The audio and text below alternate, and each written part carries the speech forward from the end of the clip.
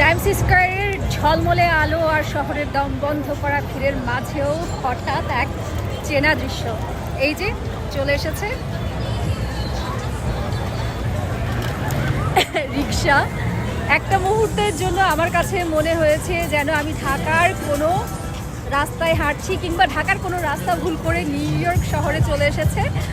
আর এই রিক্সা শুধুমাত্র কোনো বাহন নয়, যেন একটা নতুন এক্সপেরিয়েন্স, নতুন অভিজ্ঞতা। ট্যুরিস্টরা এতে চড়ে ঘুরে দেখে শহর, আর আমরা দেখি নস্টালজিয়ার এক ঝলক। চেনা গন্ধ, অচেনা শহর।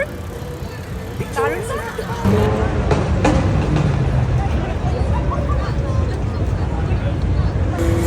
মজার ব্যাপার হচ্ছে এই রিক্সাগুলোতে কিন্তু বার্গেনিং চলে। অনেকে মুলামুলি করে এই রিক্সাগুলোতে উঠে।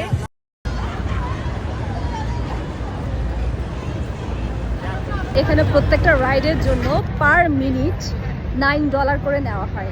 একটা রিক্সায় আপনি একজন উঠতে পারেন কিংবা 3 জন উঠতে পারেন, ডাজন্ট ম্যাটার। তবে পার মিনিট তারা নিচ্ছে $9 করে। Per minute, $8.99, almost $9, right? Everybody charge $8.